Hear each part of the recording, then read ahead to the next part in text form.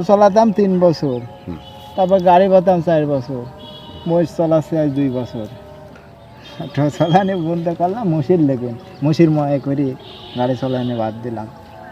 Auto বেশি দিয়ে মহিষ কিনেছিলাম, অটো বেচছিলাম 95, 95 কিনে একটা মহিষ কিনেছিলাম 130 দিয়ে।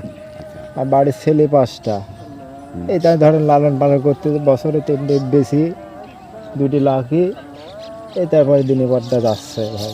এখন আছে 9টা। আমরা এসেছি চরভবানীপুরে আসলাম ভাইয়ের সঙ্গে দেখা। আসলাম ভাই এই ভাটাতে 9টা মোষ রাখতেছে।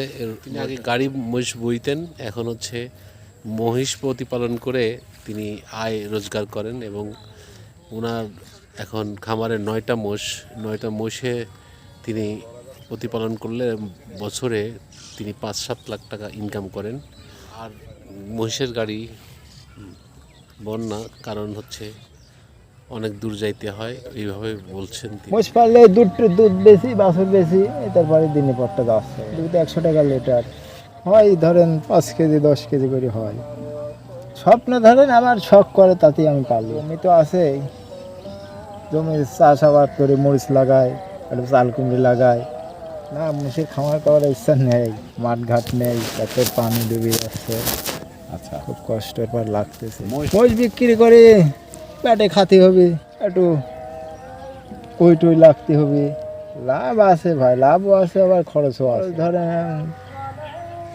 বছরে 50,000 1 লাখ করে খাওয়ানো লাগে মোষ পালতে হলে।